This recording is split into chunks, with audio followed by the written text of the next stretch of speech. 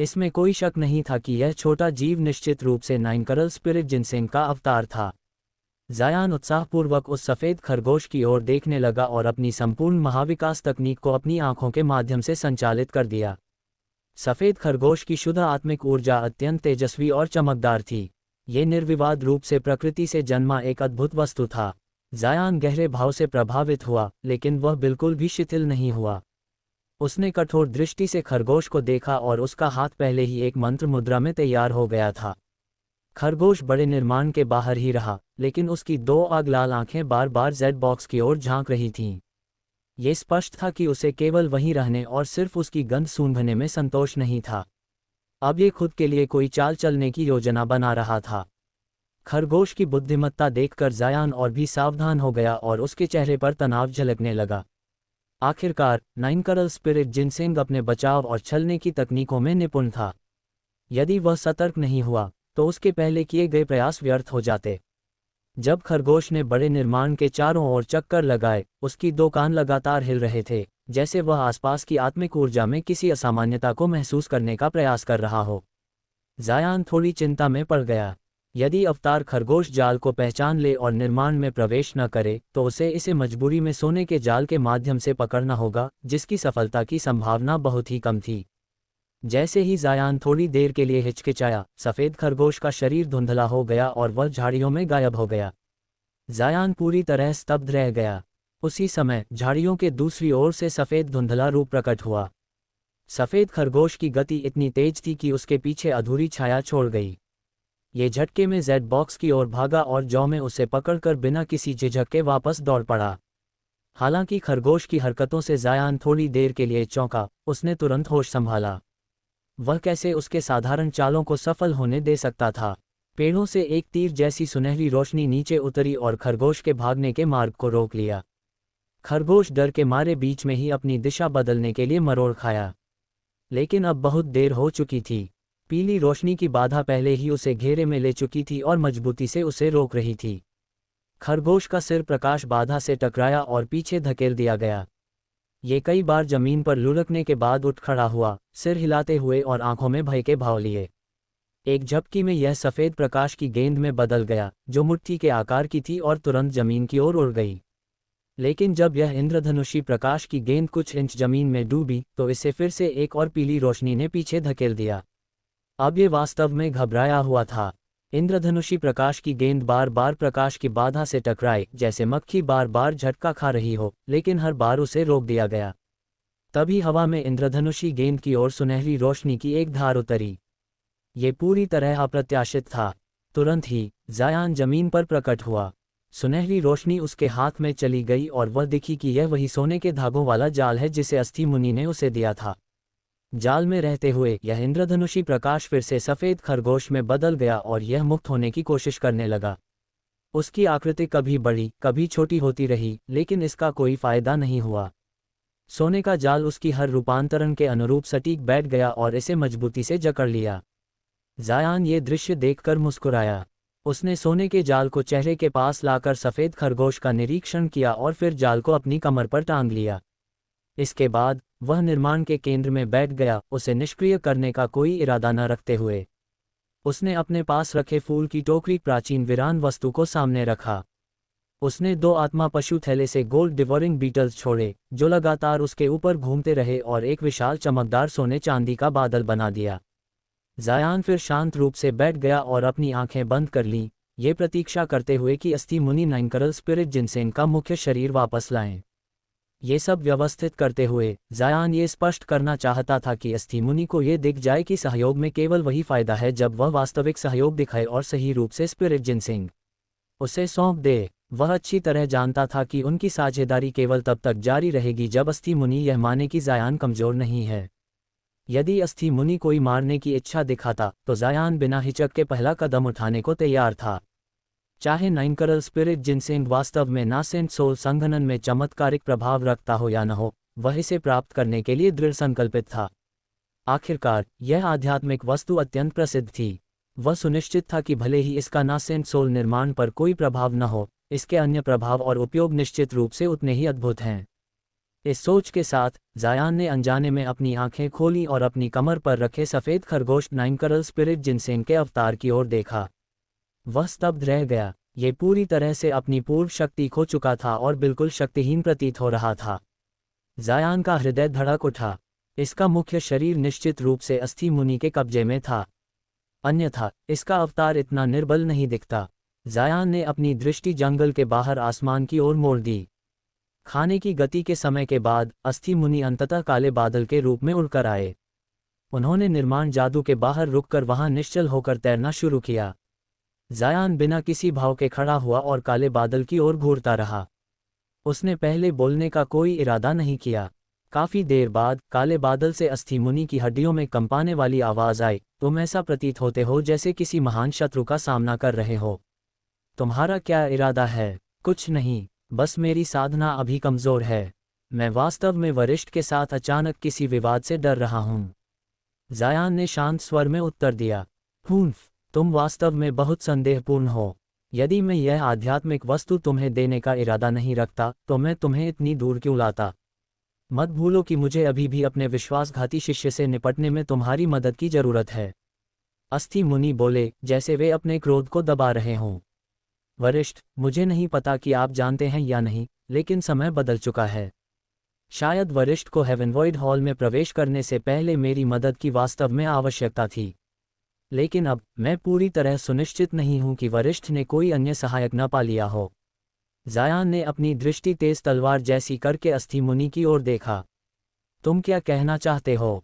अस्थि मुनि की आवाज और ठंडी हो गई और उन्होंने हल्की आश्चर्य की अभिव्यक्ति दिखाई।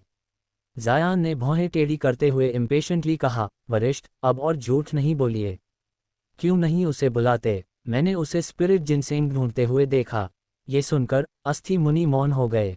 थोड़ी देर बाद काले बादल से एक गहरी अपरिचित पुरुष की आवाज आई, युवा, तुमने मुझे कैसे देख लिया?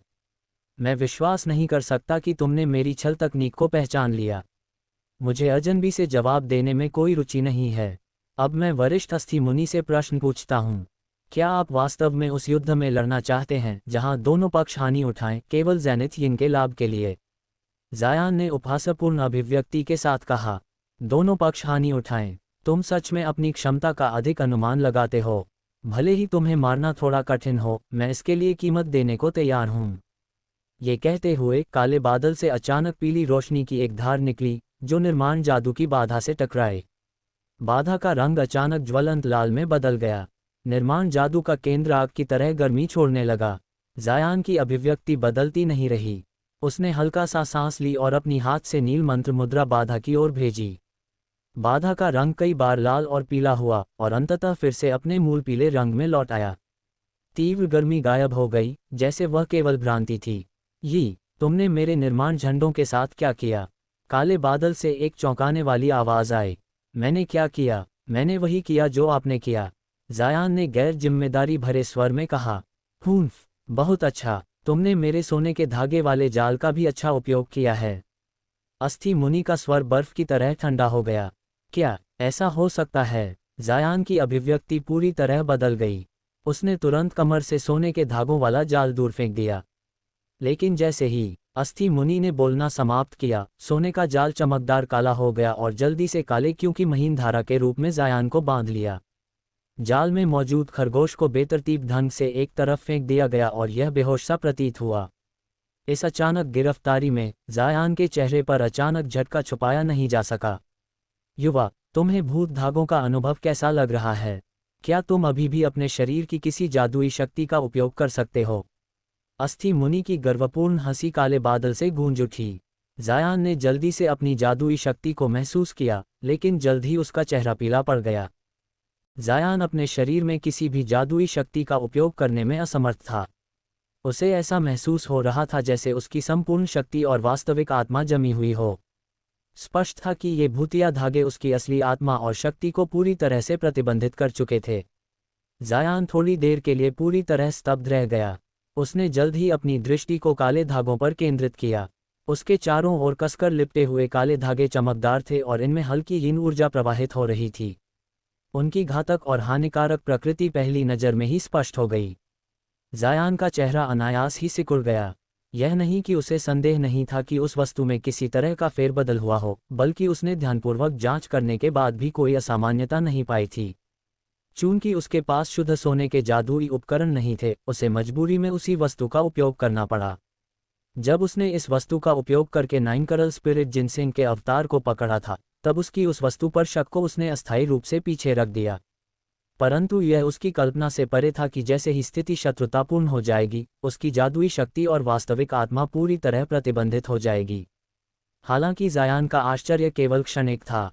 उसकी शांत आत्मा जल्दी ही लौट आई, क्योंकि उसे तुरंत याद आया कि उसके पास अब भी उसकी निर्माण जादू फॉर्मेशन स्पेल द्वारा सुरक्षा थी। इससे उसे शत्रु के किसी और कदम उठाने से पहले अपने प्रतिबंधों को तोड़ने के लिए पर्याप्त समय मिला। जायान ने ठहाका लगाते हुए अपने गोल्ड डिवोरिंग बीटल्स को बुलाने का विचार किया, तभी पीछे से हल्की सी आवाज़ सुनाई दी। यह आवाज़ लगभग अक्षम्य थी। यदि उसने पहले अपनी आत्मिक दृष्टि से पूरे निर्माण क्षेत्र को कवर नहीं किया होता, तो शायद वह इसे पहचान ही नहीं पाता। ठंडी सिहरन उसके पूरे शरीर में दौड़ गई। जायान ने तेज सीटी बजाए और तुरंत अपना शरीर फेंककर उल्टा घुमाया। उसी समय उसके पीछे गोल्ड डिवोरिंग बीटल्स की पूरी सेना भर गई। पीछे से एक जोरदार धमाके की आवाज़ सुनकर जायान का चेहरा गंभीर हो गया। उसने देखा कि उसकी गोल्ड डिवोरिंग बीटल्स की फौज एक अजीब, गहरे हरे प्रकाश की आकृति के रास्ते को रोक रही थी और उस पर पूरी ताकत से हमला कर रही थी। हरे प्रकाश की आकृति धुंधली दिखाई दे रही थी क्योंकि इसका शरीर भूतिया क्यों से ढका हुआ था। इसके हाथ दो विशाल, गहरे हरे रंग के अजगरों में बदल गए थे। वे उन बीटल्स पर ताबड़तोड़ वार कर रहे थे जो उसके पास आने की कोशिश कर रहे थे।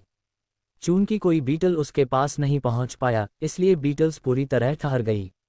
लेकिन जायान के लिए इससे भी अधिक असामान्य ये था कि निर्माण जादू पूरी तरह सुरक्षित और अछूता था।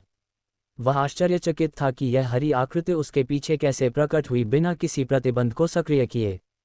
जायान अभी भी अपनी स्तब्धता से उबर नहीं पाया था कि हरी आकृति जोर से चिल्लाई, ये शातिर कीड़े मेरी अमूर्त आत्मा को खा सकते हैं। कितनी घातक चीज़ है ये। ये वही अपरिचित आवाज़ थी जिसे उसने पहले सुना था, परंतु अब ये काफ़ी परेशान प्रतीत हो रही थी। जायान ने अंततः देखा कि जब बीटल्स फेंके गए, तो उन्होंने हरे अजगरों के शरीर को काटा और उनमें से हरे प्रकाश के छोटे कण निगल लिए। यही कारण था कि हरी आकृति इतनी चिड़ी हुई थी। हालांकि यह अभी कुछ ही समय पहले बादल के भीतर से बोल रही थी, परंतु उसने अपने आप को जायान के पीछे छिपा लिया और अचानक हमला कर दिया। जायान पूरी तरह हैरान रह गया, परंतु इस सवाल को उसने जल्दी ही अपने मन से निकाल दिया। ये सोचने का समय अब नहीं था। उसने हरी आकृति से बात करने का विचार छोड़ा और फिर से सीटी बजाए। बीटल्स का एक छोटा हिस्सा समूह से अलग होकर उसकी ओर बढ़ा। वे उसके शरीर पर चढ़ गए और काले धागों को फाड़ने लगे। चूंकि उसकी जादुई शक्ति प्रतिबंधित थी, जायान केवल ध्वनि के माध्यम से ही बीटल्स को नियंत्रित कर पा रहा था। उसे पहले अपनी मुक्ति सुनिश्चित करनी थी, अन्यथा शत्रु उसके बीटल्स को नष्ट करने का उपाय ढूंढ लेता।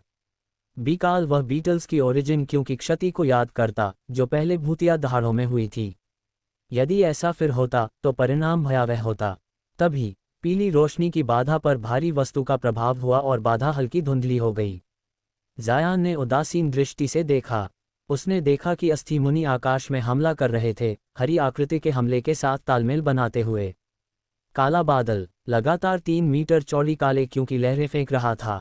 ऐसा लग रहा था कि बाधा ज़्यादा समय तक टिक नहीं पाएगी। जायान की आंखों में अजीब चमक थी। उसने अब अस्थि मुनि के हमले की ओर ध्यान नहीं दिया और अपनी दृष्टि उन बीटल्स की ओर मोड़ दी, जो हरे प्रकाश की विशाल आकृति को लगभग 40 मीटर दूर रोक रही थीं। क्षण भर में उसके शरीर पर लिपटे इन भूतिया धागे आधे फट चुके थे। जायान ने अपनी वास्तविक आत्मा और जादुई शक्ति को धीरे धीरे जागृत होते महसूस किया और अपने चेहरे पर अनायास ही हर्ष की झलक आई। जैसे ही उसकी जादुई शक्ति सामान्य हुई, उसने कई विकल्प अपने पास महसूस किए। तभी हरी आकृति ने एक मध्यम गर्जन निकाला और अपना शरीर घुमाना शुरू किया। कुछ ही क्षण में वह तेज गति से घूमती हुई एक विशाल घूमती हुई सुई में बदल गई। ये बीटल्स के झुंड में टकराए और धीरे धीरे जायान की ओर बढ़ी। 10,000 गोल्ड डिवोरिंग बीटल्स लगातार उसका पीछा कर रही थीं। अधिकांश बीटल्स बड़े घूमते सुई से हटाए गए, लेकिन कुछ ने उस पर चिपककर गति धीमी कर दी। बाकी बीटल्स ने जब ये देखा, तो वे उसके चारों ओर घेराव में आ गईं। थोड़े समय बाद हरी आकृति पर बीटल्स चढ़ गईं और यह घूमने में असमर्थ हो गई। ये बिल्कुल वैसा ही था जैसे उन्होंने पहले ग्रे भूत छाया को खाया था। जायान स्तब्ध रह गया। हरी भूत की इस जानलेवा चाल ने न केवल उसे खुशी दी बल्कि गहरा भय भी उत्पन्न किया। क्षण भर में हरी छाया का शरीर, जो बीटल्स द्वारा दबाया गया था, फुलकर एक बड़ी गोला बन गया और चकाचौंध हरी रोशनी में चमकने लगा। अच्छा नहीं, जायान ने तुरंत बीटल्स को बुलाने की कोशिश की, लेकिन तब तक बहुत देर हो चुकी थी। हरी गोला जोरदार धमाके के साथ फटा और अत्यंत ठंडी ऊर्जा छोड़ दी, जिसने सभी बीटल्स को घेर लिया। इस विस्फोट का केंद्र चकाचौंध हरी रोशनी में चमक रहा था। इसके ढके हुए हिस्से से हरी धुआं की महीन धारा बाहर निकली और सीधे अब भी बंधे हुए जायान की ओर बढ़ी। तुम्हारा शरीर अब मेरा होगा। गर्जन करते हुए हरी धारा 1 मीटर चौड़े दुष्ट भूत के सिर में बदल गई और जायान की ओर बढ़ने लगी। ऊपर से ये देखकर अस्थि मुनि हल्की मुस्कान के साथ रुक गए।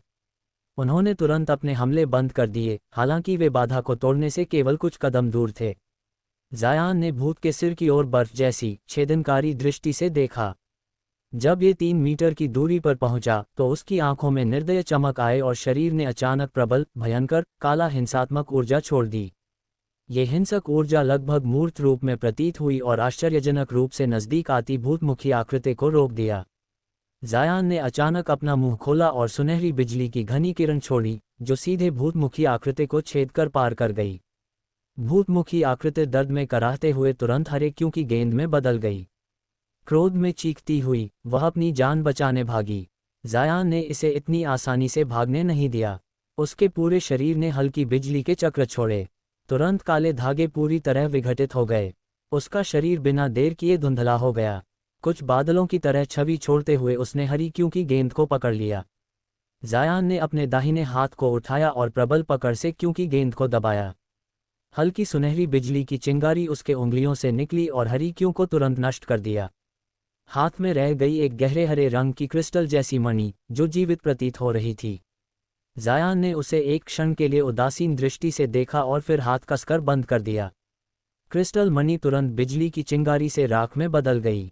कोई मूर्त शरीर न होने के बावजूद, यहाँ तक कि भूत राजा स्तर की हरी छाया भी जायान की डिवाइन डेविलबेन लाइटनिंग की असंयमित शक्ति से एक क्षण में नष्ट हो गई। स्वयं जायान भी ये देखकर हैरान रह गया कि यह कितना आसान था। फिर जायान ने सिर उठाया और अस्थि मुनि की ओर बिना भाव परिवर्तन के देखा। 9 करोड़ स्पिरिट जिनसिंग मुझे सौंप दो, तो मैं ऐसा दिखाऊंगा जैसे कुछ हुआ ही नहीं, और हमारा सहयोग जारी रहेगा। अन्यथा हमें में से एक को मरना होगा। हालांकि जायान का स्वर शांत था, उसकी बातों की ठंडी और कटु मंशा देखकर अस्थि मुनि का चेहरा विकृत क्रोध में बदल गया। अस्थि मुनि ने लंबी देर तक जायान को घूरा और फिर कहा, अच्छा अच्छा अच्छा। जायान ने अनायास ही अपनी आंखें थोड़ी संकीर्ण की और कठोर दृष्टि से उन्हें घूरा। चूंकि वह तुम्हारे शरीर पर नियंत्रण नहीं पा सका, उसकी क्षमता अपर्याप्त थी। मैं स्वाभाविक रूप से विजेता के साथ सहयोग करूंगा। 9 करोड़ स्पिरिट जिनसिंग का ध्यान रखना। काले बादल में छिपा अस्थि मुनि का असली रूप प्रकट हुआ और उसने तुरंत एक सुनहरी पेटी जायान की ओर फेंक दी। जायान बिना किसी भाव के उस सुनहरी पेटी को देखते हुए रहा, जो प्रकाश की बाधा से टकराकर जमीन पर बाहर गिर गई थी। उसके मन में प्रतिबंधों को खोलने का कोई इरादा नहीं था। वह केवल गंभीर मुद्रा में चुपचाप उस सुनहरी पेटी को घूरता रहा। इसके पीछे हाथ रखे हुए रुद्रनाथ अस्थि मुनि शांतिपूर्ण ढंग से बोला, क्या हुआ? डरते हो कि यह पेटी भूतिया धागों के प्रभाव के तहत है? चिंता मत करो, ये पुराना भूत अब हार मान चुका है। मेरे लिए अब केवल तुम ही शेष हो, ताकि मैं ज़ेनिथ यिन के खिलाफ अपनी योजनाओं में तुम्हारी सहायता ले सकूं। तुम्हारे शरीर में समाहित इतनी बड़ी संख्या में गोल्ड लाइटनिंग बांस जादुई उपकरण मेरे अनुमान से परे थे। जब ज़ेनिथ यिन के गहन यिन कला से निपटना होगा, तब ये अत्यंत प्रभावी साबित होंगे। इस समय तुम्हें हानि पहुंचाना मेरे लिए खुद को नुकसान पहुंचाने के समान होगा। जायान ने अपनी दृष्टि रुद्रनाथ पर केंद्रित की। वह जानता था कि अगर यह एक बार उसे धोखा दे चुका है, तो अज्ञात कारणों से वह फिर भी ऐसा कर सकता है। हालांकि उसके शब्द और क्रियाएं मिलती जुलती प्रतीत हो रही थीं, फिर भी सतर्क रहना सबसे उचित था। ये सोचकर जायान ने अपनी भुजा उठाई और हल्की सुनहरी बिजली की पतली किरण को पेटी की ओर छोड़ा। पेटी ने कुछ बार झूलने के बाद कोई असामान्य परिवर्तन नहीं दिखाया। जायान ने राहत की सांस ली। यदि यह कोई दैवीय या भूतिया वस्तु होती, तो अवश्य ही प्रतिक्रिया देती। अपने मन को शांति देते हुए उसने पेटी को बुलाया और यह उसी समय उसकी ओर उड़ गई। प्रकाश की बाधा झिलमिला गई और पेटी उस समय बिना रोक टोक उसके पास पहुंच गई। जायान ने देखा कि रुद्रनाथ अभी तक अपनी आत्मिक दृष्टि से नहीं हिले और थोड़ा शिथिल हो गए थे। उसने सिर झुकाकर पेटी की ओर देखा। सर्व दृष्टि के साथ जायान पेटी को घूरते हुए किसी विचार में डूब गया। रुद्रनाथ ने जायान के सतर्क रूप को देखा और ऊंचाई से हंसते हुए उसे बिना किसी उत्साह के देखता रहा। इसके बाद जायान ने नीचे देखा, जहां 9 करोड़ स्पिरिट जिनसिंग का अवतार, सफ़ेद खरगोश, जमीन पर मोशनलेस पड़ा था, जैसे बेहोश हो। जायान ने कुछ क्षण के लिए खुद से बोला, फिर बिना किसी हिचक के सुनहरी पेटी का ढक्कन धीरे से खोला। अचानक नीली चमक पेटी से निकलकर चारों ओर फैली। पेटी स्वयं धीरे धीरे पूरी तरह खुल गई और अंदर रखा सामान दिखाई देने लगा। जायान ने तुरंत अपनी दृष्टि उस छोटे आइटम पर केंद्रित की। ये लगभग आधा फीट लंबा था, मिट्टी सा पीला, और उसकी त्वचा सूखी व झुर्रीदार थी, जैसे किसी पुराने पेड़ की जड़ की अपेक्षा की जाती है। जायान का मन चौंक गया।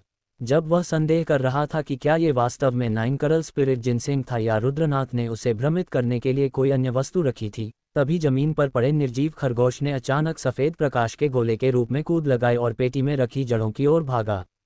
शुरू में जायान चौंका, पर जल्दी ही उसका चेहरा खुशी से चमक उठा। 9 करोड़ स्पिरिट जिनसिंग के सफ़ेद खरगोश अवतार की अचानक गतिविधियों ने स्पष्ट कर दिया कि यह वस्तु वास्तव में 9 करोड़ स्पिरिट जिनसिंग ही थी, जिससे उसे विश्वास हुआ। फिर भी जायान इस अवतार को अनदेखा नहीं कर सकता था और उसे अपने मुख्य शरीर के साथ विलीन होने की अनुमति नहीं दी। उसने अपनी उंगली चमकाई और खरगोश के सिर पर हल्की नीली तलवार की चमक छोड़ी, जिससे वह कुछ दूरी पर गिर गया। लेकिन उसके मुख्य शरीर की दृष्टि सामने होते ही खरगोश ने पूरी शक्ति के साथ फिर से कूद लगाए। जायान थोड़ा असह्य हो गया। उसने तुरंत बिजली का एक झटका छोड़ा और सफ़ेद खरगोश को पूरी तरह बेहोश कर दिया। उसके ऊन का एक बड़ा हिस्सा काला पड़ गया। इसके बाद जायान ने खरगोश की ओर हाथ बढ़ाया और उसे पकड़ लिया। उसे देखकर उसने निर्णय लिया कि इसे सुनहरी पेटी में रखा जाए। जैसे ही सफ़ेद खरगोश का अवतार 9 करोड़ स्पिरिट जिनसिंग के शरीर से जुड़ा, एक सफ़ेद प्रकाश की चमक के साथ यह विलीन हो गया। जायान ने ढक्कन बंद किया और इसे भागने से रोकने के लिए हल्का प्रतिबंध लगा दिया। ये सब करने के बाद जायान ने वास्तविक राहत की सांस ली। रुद्रनाथ की निष्क्रियता ने उसे आरामदायक महसूस कराया, लेकिन उसकी सतर्कता भी बढ़ा दी। जायान ने सुनहरी पेटी को अपने संग्रह पाउच में रखा और शांत स्वर में पूछा, जब वरिष्ठ ने 9 करोड़ स्पिरिट जिनसिंग मुझे दिया, क्या उन्हें यह नहीं डर था कि मैं इसे लेकर भाग जाऊंगा? रुद्रनाथ की भटकती दृष्टि जायान पर केंद्रित हुई। उन्होंने धीरे धीरे कहा, भागना? जिनसिंग लेकर भी? तुम इसके परिष्करण का सूत्र जाने बिना क्या कर लोगे? जायान ने भौहें तनाई और सोचा कि अब और क्या कहा जाए। रुद्रनाथ ने ठहाका लगाया और समझाया, जेनिथ यिन ने पहले ही तुम्हारे शरीर पर कार्य कर दिया है। तुम्हारे पास 2 विकल्प हैं, या तो अंत तक पीछा किया जाना या मेरे साथ सहयोग करना। भले ही तुम हेवनवॉइड हॉल से स्पिरिट जिनसिंग लेकर चले जाओ, जेनिथ यिन बाद में हे मुझ पर कार्य किया। जायान के चेहरे का भाव क्षणभर बदल गया। उसने विश्वास नहीं किया कि उसके शरीर पर किसी भी अज्ञात चीज का प्रभाव हो सकता है, उसकी विशाल आत्मिक दृष्टि को देखते हुए। रुद्रनाथ ने तुरंत समझ लिया कि जायान संदेह कर रहा है और मुस्कुराया। लेकिन जैसे ही वह प्रमाण पेश करने वाला था, उसका चेहरा अचानक बदल गया और उसने दूर की दिशा में दृष्टि डाली। जायान हैरान रह गया, लेकिन तुरंत अपने मन में अलार्म महसूस किया। वह विश्वास करने पर मजबूर हुआ कि पुराना शैतान उसे छलने की कोशिश कर रहा है। लेकिन किसी अज्ञात कारण से रुद्रनाथ जल्दी से मुड़े और कुछ कहा, जिससे जायान तुरंत सतर्क हो गया। जेनिथ यिन आ रहा है। सबसे अधिक संभावना है कि वह तुम्हारे लिए आए। अब तुम अकेले हो, मैं अपनी छाया में विलीन हो जाऊंगा, रुद्रनाथ ने कहा और तुरंत काले बादल में बदलकर गायब हो गए। जायान स्तब्ध रह गया। जैसे ही वह सोच रहा था कि क्या रुद्रनाथ सच बोल रहे थे, उसने क्षितिज से गूंजती भूतिया दहाड़ें सुनी। घने काले बादलों का विशाल समुद्र आसमान को ढक रहा था। ऐसा प्रतीत हुआ कि वे सीधे इस दिशा की ओर बढ़ रहे थे। जायान का मन डगमगा गया। ये काला बादल गहन यिन कला की अद्भुत दबाव शक्ति लिए हुए था। सबसे अधिक संभावना थी कि यह आने वाला व्यक्ति महागुरु जेनिथ यिन ही था। क्या ये सच हो सकता है कि महागुरु जेनिथ यिन ने उसे बिना किसी चेतावनी के फंसाने की योजना बनाई? अन्यथा इतना दूर आना और सटीक लक्ष्य तक पहुंचाना असंभव था। तभी जायान ने मन ही मन रुद्रनाथ को शाप दिया। क्या वे नहीं कह रहे थे कि जेनिथ यिन के खिलाफ सहयोग करेंगे? अब वह तेज गति से पीछे छोड़ दिया गया। यह जायान के लिए बेहद निराशाजनक था। अब जब वह फॉर्मेशन स्पेल में सुरक्षित था तब भी देर हो चुकी थी। वह केवल तैयार होकर सीधे इसका सामना कर सकता था। जैसे ही जायान फॉर्मेशन में रहा, काले बादल झटपट जंगल के ऊपर पहुंच गए और अचानक रुक गए। अब जायान के पास कोई विकल्प नहीं बचा था। वह चुपचाप काले बादलों की ओर तनावपूर्ण हृदय के साथ घूरता रहा। उसे विश्वास था कि जेनिथ यिन उसे तुरंत नहीं मारेगा और उसे उचित कारण बताया जाएगा कि क्यों महागुरु जेनिथ यिन उसे इतनी निष्ठुरता से पीछा कर रहे थे। काफी समय तक चिंतन करने के बाद भी जायान ये समझ नहीं पाया कि उसे क्यों पीछा किया जा रहा है, जिससे वह और अधिक चिढ़ गया। इस विचार के साथ जायान ने अपनी मानसिक शांति फिर से स्थापित की और ध्यानपूर्वक काले बादलों को देखता रहा, जेनिथ यिन के बोलने का इंतजार करता। लेकिन उसकी अपेक्षाओं के विपरीत काले बादलों से एक ठंडी दौड़कनी निकली और बिजली से भी तेज गति से जादुई फॉर्मेशन पर एक काला प्रकाश का बीम चला। पीली चमक के फ्लैश के साथ प्रकाश की बाधा पूरी तरह ध्वस्त हो गई और जोरदार धमाके के साथ फट गई। यह एक सेकंड भी टिक नहीं सकी।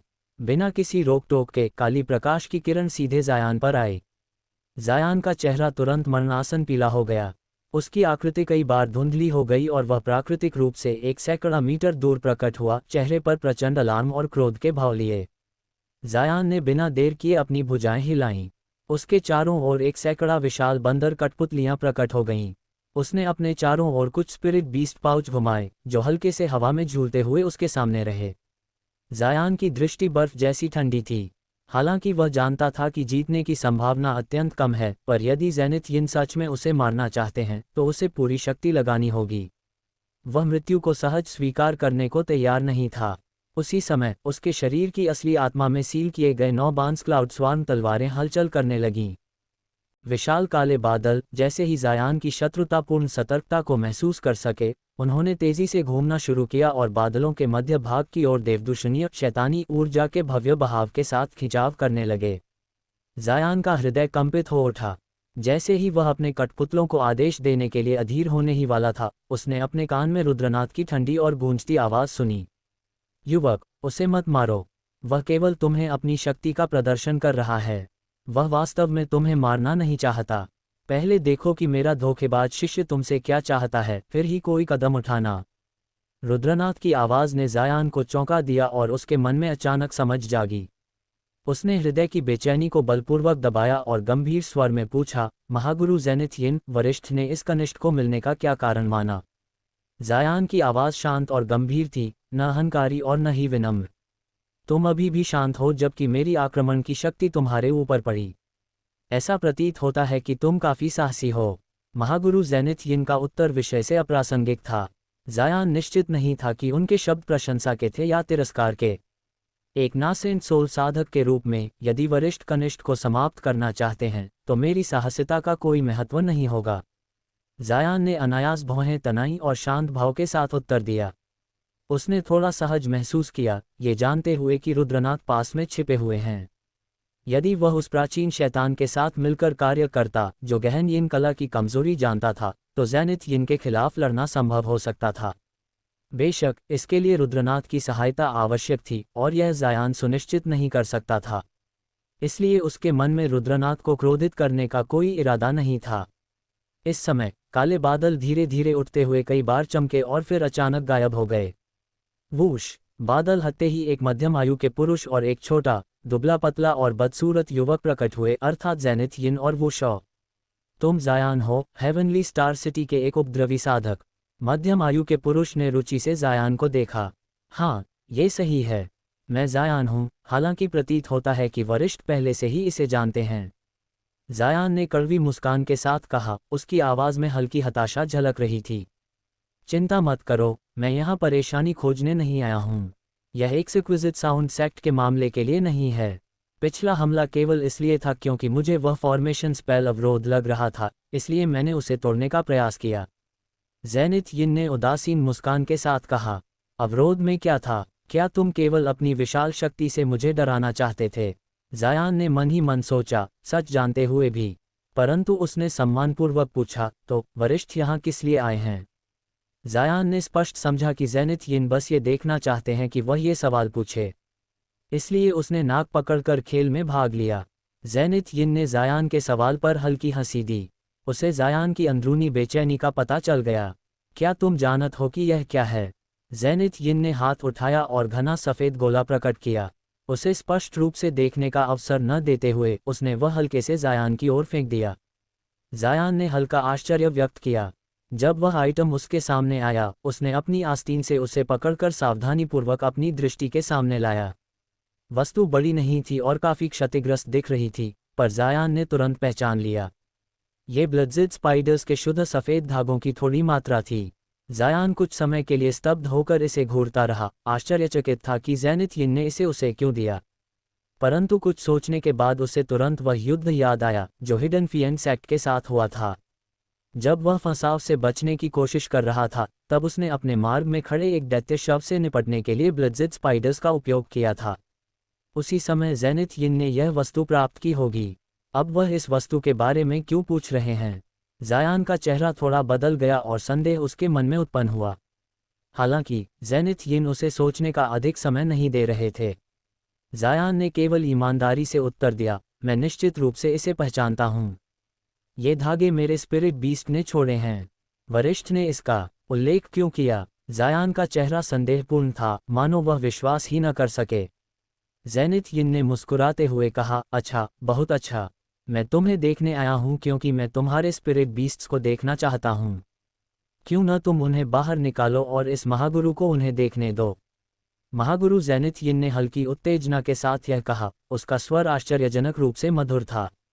ये देखकर ज़ायान और भी सतर्क हो गया। उसने अपनी मुस्कान में एक छिपी लालसा का पता लगा लिया, जो केवल एक क्षण के लिए प्रकट हुई और फिर गायब हो गई। अपने ब्लडज़िड स्पाइडर का इतना महत्व दिखाना किसी भी प्रकार शुभ संकेत नहीं था। हालांकि वह महागुरु ज़ैनिथ यिन की दृष्टि में और अधिक बेचैन हुआ, फिर भी उसने अनिच्छा से सहमति देने का निश्चय किया। चलो, अब इसे खींचने का कोई मतलब नहीं, ज़ायान ने मन ही मन सोचा। उसने अपनी भुजा उठाई और अपनी कमर पर लगे स्पिरिट बीस्ट पाउच को हल्के से थपथपाया। एक सफ़ेद प्रकाश बाहर आया और ज़ायान के सामने उतरा। प्रकाश मंद पड़ गया और सामने एक चक्की के आकार का सफ़ेद मकड़ी प्रकट हुई, जो अपने परिवेश का सघन निरीक्षण कर रही थी। ज़ैनिथ यिन ने ब्लडज़िड स्पाइडर को देखा और लगातार उसे घूरता रहा, जैसे वह कोई अत्यंत कीमती खजाना हो। उसकी अभिव्यक्ति धीरे धीरे खुशहाल हो गई। महान, ये वास्तव में एक ब्लडज़िड स्पाइडर है। हे। लंबी अवधि के बाद महागुरु ज़ैनिथ यिन ने आकाश की ओर देखकर जंगली हंसी हंसी, जिससे आसपास की हवा कंपकंपाने लगी। ज़ायान का चेहरा अनायास बदल गया। नासेंट सोल साधक की साधना व ऊर्जा वास्तव में गहन थी। हालांकि ज़ायान ने तुरंत सतर्कता अपनाई। वह जानता था कि ज़ैनिथ यिन अब मुख्य समस्या का उल्लेख करने वाले हैं। लेकिन इससे पहले कि महागुरु ज़ैनिथ यिन बोल पाते, रुद्रनाथ की चिंतित आवाज़ ज़ायान के कान में पहुंच गई। तुमने वह ब्लडज़िड स्पाइडर कैसे प्राप्त किया? तुमने मुझे इसके बारे में क्यों नहीं बताया? रुद्रनाथ की आवाज़ पछतावे और प्रचंड अलार्म से भरी हुई थी। मैं तुम्हें क्यों बताता कि मेरे पास यह है? ज़ायान उदास हो गया, लेकिन उसने तुरंत अपने मन को शांत किया और दोबारा सोचा। चूंकि रुद्रनाथ भी इससे प्रभावित हो गया, प्रतीत होता है कि ब्लडज़िड स्पाइडर में बड़ा रहस्य छिपा है। यह अज्ञात वस्तु उसके लिए लाभकारी होगी या हानिकारक, यह अभी तय नहीं था। जब ज़ायान इस पर विचार कर रहा था, रुद्रनाथ ने उसे फिर से तेज़ आवाज़ में सूचना दी, वह धोखेबाज शिष्य ज़ैनिथ यिन निश्चित रूप से तुम्हें इन हॉल्स में ले जाने के लिए आमंत्रित करेगा। बिना हिचक के उसके साथ जाओ। मैं चुपके से तुम्हारा पीछा कर मदद करूंगा। शायद ज़ायान के अस्थिर स्वर को देखकर रुद्रनाथ की आवाज़ अधिक कोमल हो गई। ज़ायान ने इसे सुनकर मन ही मन और असुरक्षित महसूस किया। उसे हल्का सा एहसास हुआ कि यदि वह सतर्क नहीं रहा तो उसे एक भयंकर संकट में खींचा जाएगा, जहां उसकी मृत्यु हो सकती थी। जैसे ही ये संदेह उसके मन में उत्पन्न हुए, ज़ैनिथ यिन ने अंततः बोला, जैसा रुद्रनाथ ने भविष्यवाणी की थी, ज़ायान, क्या तुम इन हॉल्स जाना चाहते हो? यदि हाँ, तो मैं तुम्हें सुरक्षित मार्ग से ले जाऊंगा। ज़ैनिथ यिन की आवाज़ मित्रवत थी और उसके शब्द बड़ी लालसा से भरे हुए थे। इन हॉल्स जाना? ज़ायान आश्चर्यचकित हुआ। ये वह स्थान था जिसे कोर फॉर्मेशन साधक के लिए अत्यंत खतरनाक माना जाता था, लेकिन इसमें मौजूद खजाने हेवनवॉइड हॉल के अन्य क्षेत्रों की तुलना में कहीं अधिक मूल्यवान थे। लेकिन जब ज़ायान ने उस जगह के विवरण जाने, तो उसने जाने का निर्णय न लिया। उसने अभी अभी नाइनकरल स्पिरिट जिनसेंग प्राप्त किया था, जो नासेंट सोल निर्माण में अत्यंत सहायक था, इसलिए इन हॉल्स में जोखिम उठाने की उसकी इच्छा और भी कम थी। ज़ैनिथ यिन की पेशकश और रुद्रनाथ की उत्सुकता के बावजूद ज़ायान ने पूर्ण अविश्वास और निराशा के साथ अस्वीकार कर दिया। काफी सोच विचार के बाद उसने मजबूरी भरी मुस्कान के साथ कहा, तारांकन इस कनिष्ठ के लिए इन हॉल्स वास्तव में पहुंच से बाहर हैं। कनिष्ठ केवल 2 परीक्षाएं उत्तीर्ण करने से संतुष्ट होगा, इसलिए कनिष्ठ इन हॉल्स नहीं जाएगा। उसकी किस्मत इतनी अच्छी नहीं है। महागुरु ज़ेनिथ यिन का चेहरा उतर गया और उसकी आंखों में कठोरता आ गई। उसके पास वू शॉ ने सख्त स्वर में फटकार लगाई, ज़ायान, मेरे पूर्वज ने तुम्हारा पीछा तुम्हारे पिछले अपराधों के लिए नहीं किया। अब तुम बहाने बनाकर उनकी कृपा को अस्वीकार कर रहे हो। क्या ये संभव है कि तुम हमारे ज़ेनिथ यिन आइलैंड को तुच्छ समझते हो? हालांकि महागुरु ज़ेनिथ यिन ने वू शॉ को नहीं रोका, उसने असंतोषपूर्ण दृष्टि और ठंडी आंखों से उसे देखा। ज़ायान फिर से चुप हो गया। उसने फिर से रुद्रनाथ की सहमति देने की बात सुनी, जिससे उसके मन में अविश्वास और बढ़ गया। मैं नहीं जाऊंगा। हालांकि मुझे नहीं पता कि आइलैंड लॉर्ड वो मुझे इन हॉल्स में क्यों ले जाना चाहते हैं। ये निश्चित रूप से केवल अनुभव बढ़ाने के लिए नहीं होगा। मेरा समय सुरक्षित क्षेत्रों में खजाने खोजने में लगाना बेहतर है। ज़ायान ने उदासीन भाव से कहा। क्या तुम्हें सच में लगता है कि यहाँ ये निर्णय तुम्हारे हाथ में है कि तुम हमारे साथ जाओगे या नहीं? यदि तुम हमारे साथ नहीं आए तो ये युवा स्वामी तुम्हें यहीं मार डालेगा। क्या तुमने वास्तव में यह मान लिया था कि स्टार पैलेस के प्रवर्तकों के शब्दों के कारण हमारी ज़ेनिथ यिन द्वीप कार्य करने का साहस नहीं करेगा? ये कहते समय वीर प्रताप की छोटी छोटी आंखों में खतरनाक चमक उभर आई। यद्यपि उसे पहले ही ग्रैंड मास्टर ज़ेनिथ यिन द्वारा चेतावनी दी जा चुकी थी, फिर भी उसने जानबूझकर ज़ायान पर दबाव डालने का प्रयास किया। वास्तव में वीर प्रताप को ज़ायान से बिना किसी ठोस कारण के ही घृणा हो रही थी। ये शत्रुता जैसे उसके स्वभाव में जन्मजात थी। ज़ायान को भी उसी प्रकार की अरुचि महसूस हो रही थी। वीर प्रताप के इस अचानक फूट पड़े क्रोध ने उस पर कोई प्रभाव नहीं डाला। उसने केवल एक उदासीन दृष्टि डाली, मानो सामने वाला कोई महत्वहीन व्यक्ति हो। इसके बाद उसने वीर प्रताप की ओर ध्यान देना पूरी तरह छोड़ दिया और सीधे ग्रैंड मास्टर ज़ेनिथ यिन की ओर मुखातिब होकर शांत स्वर में बोला, किस कारण से वरिष्ठ को इस कनिष्ठ की आत्मा पशु की आवश्यकता है, यह मेरे लिए स्पष्ट नहीं है। किंतु ये कनिष्ठ इतना अवश्य जानता है कि यदि किसी आत्मा पशु का स्वामी मर जाता है तो वह किसी अन्य को अपना स्वामी स्वीकार नहीं कर सकता। इसके अतिरिक्त संकट की घड़ी में ये कनिष्ठ अपने रक्त ज़ैद मकड़ी को स्वयं विस्फोट का आदेश देने में भी सक्षम है। निस्संदेह वरिष्ठ ऐसा दृश्य देखना नहीं चाहेंगे। ज़ायान भली भांति समझता था कि वीर प्रताप केवल कागजी शेर की भूमिका निभा रहा है। वास्तविक सत्ता और निर्णय का अधिकार तो ग्रैंड मास्टर ज़ेनिथ यिन के पास था। इसी कारण उसने अनावश्यक विवाद से बचते हुए सीधे मूल स्रोत से बात करना उचित समझा। किंतु ज़ायान की यह अनदेखी वीर प्रताप के लिए अपमानजनक सिद्ध हुई। उसका चेहरा क्रोध से विकृत हो गया और वह गालियां बकने ही वाला था कि ज़ेनिथ यिन ने हाथ उठाकर उसे रोक दिया। अच्छा है, ज़ेनिथ यिन ने ठंडे स्वर में कहा, मुझे साहसी और समझदार कनिष्ठ प्रिय हैं। चूंकि इस द्वीप स्वामी को तुम्हारी रक्त ज़ैद मकड़ी की आवश्यकता है, इसलिए मैं तुम्हें बिना किसी प्रतिफल के घसीट कर नहीं ले जाऊंगा। जब हम आंतरिक प्रकोष्ठों में पहुंचेंगे तब मैं। वह भी अपनी शर्तें गिनाने ही वाला था कि अचानक उसका चेहरा गंभीर हो गया। उसने अपना सिर घुमाया और एक विशेष दिशा में तीव्र और घातक दृष्टि से देखने लगा। छिपकर सुनने वाले, सामने आओ। ज़ेनिथ यिन की आवाज़ में तीव्र हत्या भाव झलक उठा। ये सुनते ही ज़ायान का हृदय कांप उठा। उसके मन में तुरंत विचार आया कि कहीं अस्थि साधु बोन सेज का भंडाफोड़ तो नहीं हो गया। वह मन ही मन स्थिति से निपटने की योजना बनाने ही वाला था कि तभी आकाश में एक वृद्ध स्वर गूंजा, पुराने मित्र, वो इतना क्रोधित होने की आवश्यकता नहीं। ये तो केवल संयोगवश भेंट हो गई। क्या तुम सचमुच आक्रमण कर दोगे? लगभग 100 मीटर दूर आकाश में एक नीली आभा से घिरा कन्फ्यूशियसी वस्त्र पहने एक वृद्ध विद्वान प्रकट हुआ। वह कोई और नहीं बल्कि गुरु शांतदेव थे, दाव सहचर गुरु। ज़ेनिथ यिन का चेहरा बिगड़ गया, किंतु उसकी हत्या भावना क्षीण पड़ गई। तुम्हारा पीछा करना? नहीं नहीं, गुरु शांतदेव ने हल्की हंसी के साथ कहा, मैं तो केवल टहल रहा था। तुम्हें और इस कनिष्ठ को बात करते देखा तो सोचा नमस्कार कर लूं। यह नहीं सोचा था कि तुम इतने अप्रसन्न हो जाओगे। फिर उन्होंने औपचारिकता छोड़ते हुए सीधे रक्त ज़ैद मकड़ी की ओर दृष्टि डाली। आहा, ये तो वास्तव में रक्त ज़ैद मकड़ी है। प्राचीन ग्रंथों के अनुसार यह उन दुर्लभ आत्मा पशुओं में से है जिनके पास स्वर्ग शून्य कड़ाही प्राप्त करने की सर्वाधिक संभावना होती है, अग्नि सर्प या वांतियानमिंग की स्वर्ण सूत्र रेशम कीट से भी अधिक। इन शब्दों ने ज़ेनिथ यिन के मन में तूफान खड़ा कर दिया। उसका गोपनीय षड्यंत्र, जिसे वह अब तक छिपाए हुए था, उजागर हो चुका था। इसके पश्चात गुरु शांतदेव ने ज़ायान को ध्यान से देखा और मुस्कुराते हुए कहा, ये वही कनिष्ठ है जिसकी चिंता तुम कर रहे थे। मुझे ऐसे साहसी और सूझबूझ वाले युवक पसंद हैं। क्यों न मैं इसे अपना शिष्य बना लूं? मैंने अब तक कोई शिष्य नहीं लिया है। ज़ेनिथ यिन का चेहरा स्याह पड़ गया। इसके बाद दोनों नासेंट सोल साधकों के बीच सूक्ष्म मानसिक युद्ध, सौदेबाजी और धमकियों का ऐसा जाल बुना। गया, जिसमें जायान स्वयं को फंसा हुआ महसूस करने लगा। अंततः ज़ैनिथ यिन ने ठंडे स्वर में कहा, तुम्हारी रक्त जैद मकड़ी वह वस्तु है जिसकी हमें किसी भी स्थिति में आवश्यकता है। यदि तुम ये सोचते हो कि इसके स्वामी होने के कारण मैं तुम्हें नहीं मार सकता, तो तुम भारी भूल कर रहे हो। मैं आत्मा शव परिष्करण की विधि जानता हूँ। यदि विवश हुआ तो मैं इसे दानव शव बना दूंगा। अतः या तो तुम हम में से किसी एक के शिष्य बनो और संरक्षण व खजाने का भाग पाओ, या फिर मृत्यु को स्वीकार करो। तुम बुद्धिमान प्रतीत होते हो, निर्णय तुम्हारे हाथ में है। इन शब्दों के साथ ही जायान का हृदय भीतर ही भीतर कोसने लगा। अब उसके सामने कोई मार्ग शेष नहीं था। अस्वीकार का अर्थ केवल मृत्यु था। जैसे ही जायान कुछ कहने के बारे में सोच ही रहा था, उसी क्षण उसके कानों में गुरु शांतदेव की गुप्त ध्वनि संचार गूंज उठी। जायान, इस वृद्ध ने अपने पूरे जीवन में कभी किसी को शिष्य नहीं बनाया और अब मेरे पास अधिक समय भी शेष नहीं है।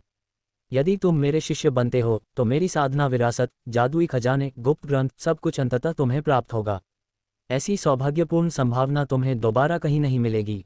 गुरु शांतदेव की आवाज़ में स्पष्ट आकर्षण और प्रलोभन था। यद्यपि जायान समझता था कि उनकी बातें कुछ हद तक अतिशयोक्तिपूर्ण हो सकती हैं, फिर भी उसका हृदय अनायास ही डगमगा उठा। वह भी इस प्रस्ताव पर गंभीरता से विचार भी नहीं कर पाया था कि तभी ज़ैनिथ यिन की ठंडी और भारी आवाज़ उसके कानों में गूंज उठी। बालक, उस संकी ने तुम्हें जो भी वचन दिए हों, मैं तुम्हें ये स्मरण कराना चाहता हूँ कि वह एक अकेला भटकता साधक है, जिसका मार्ग एकाकी और निर्धन है। एक उजाड़ द्वीप के अतिरिक्त उसके पास कुछ भी विशेष नहीं। उसकी पूरी विरासत भी तुम्हें कोई बड़ा लाभ नहीं दे पाएगी। किंतु मेरी ज़ैनिथ यिन द्वीप भिन्न है। वहाँ साधकों की भरमार है, शक्ति है, प्रतिष्ठा है और गहरा प्रभाव है। यदि तुम मेरे निजी शिष्य बनते हो तो द्वीप पर तुम्हारा प्रभाव अकल्पनीय होगा। चाहे वह सुंदर द्वैत साधना सेविकाएं हों, दुर्लभ औषधियां हों या बहुमूल्य उपकरण, ये ग्रैंड मास्टर तुम्हें चयन की पूर्ण स्वतंत्रता देगा। ज़ैनिथ यिन यहाँ भी नहीं रुका। उसकी आवाज़ और भी सीधी और निस्संकोच हो गई। मैंने देखा है कि तुम अद्भुत नाद संप्रदाय की लिरिना के काफ़ी निकट रहते थे। यदि तुम्हें उसमें कोई रुचि है तो ये भी व्यवस्थित किया जा सकता है। यदि तुम मेरे शिष्य बनने की शपथ लेते हो तो मैं स्वयं उसे ज़ैनिथ यिन द्वीप पर लाकर तुम्हारी साधना भट्टी बना दूंगा। ऐसे प्रलोभन तुम्हारे लिए पर्याप्त होने चाहिए। ज़ैनिथ यिन ने एक एक कर इतने प्रस्ताव रख दिए कि किसी भी साधक का मन डगमगा जाए।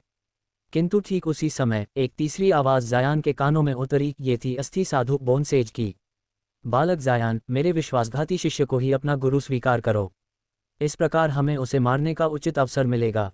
यह मत भूलना कि 9 घुमाव आत्मा जिनसेन को परिष्कृत करने का औषधि सूत्र केवल मेरे पास है। यदि तुमने मेरी सलाह नहीं मानी तो परिणाम तुम्हारे लिए शुभ नहीं होंगे। इस बार धमकी छिपी नहीं थी, वह स्पष्ट थी। जायान ने मन ही मन आंखें फेर लीं। तीनों के अपने अपने स्वार्थ थे और यदि उसने एक भी गलत कदम उठाया तो उसका विनाश निश्चित था। अपने हृदय में वह ये भली भांति जानता था कि यदि उसे वास्तव में किसी को गुरु बनाना ही पड़े तो वह गुरु शांतदेव को चुनना अधिक उचित समझता। वहां उसे अधिक लाभ नहीं मिलता, किंतु जटिल संबंधों, द्वेष और षड्यंत्रों से वह दूर रहता। जीवन कहीं अधिक शांत होता। ज़ैनिथ यिन की औषधियाँ, स्त्रियाँ और शक्तियाँ उसे विशेष आकर्षित नहीं कर रही थीं। यहाँ तक कि लिरिना के विषय में कही गई बात भी उसे अप्रिय लगी। किंतु अस्थि साधु के शब्दों ने उसे विवश कर दिया।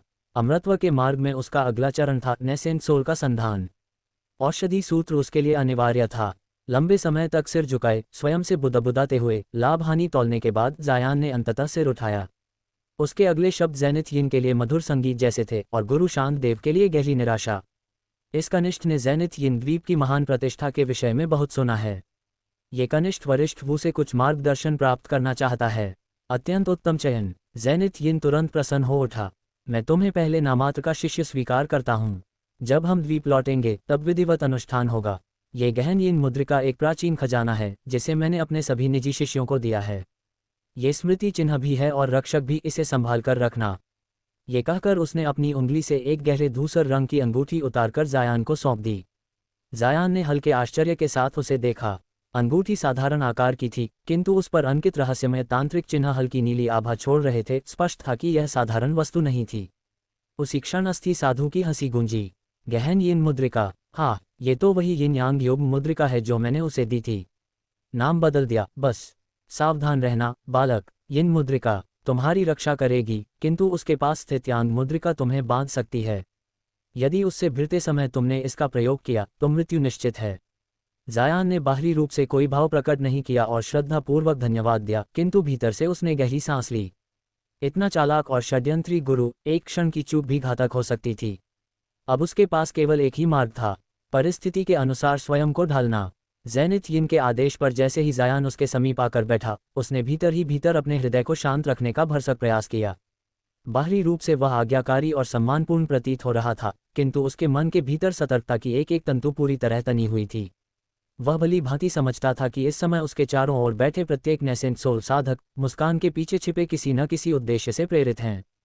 कुछ ही समय बीता था कि घाटी के केंद्र में स्थित वह विचित्र नीली और लाल प्रकाश रेखा अचानक तेजी से चमकने लगी। वह प्रकाश मानो पर्वत की छाती को चीरता हुआ ऊपर से नीचे तक फैल गया हो। उसके साथ ही एक गहरी प्राचीन गूंज चारों दिशाओं में फैल गई, ऐसी गूंज जो सीधे साधकों की आत्मा पर प्रहार करती थी। चारों ओर ध्यानस्थ बैठे साधकों ने एक साथ आंखें खोल दीं। किसी ने धीमे स्वर में कहा, बर्फ और अग्नि के द्वार खुलने वाले हैं।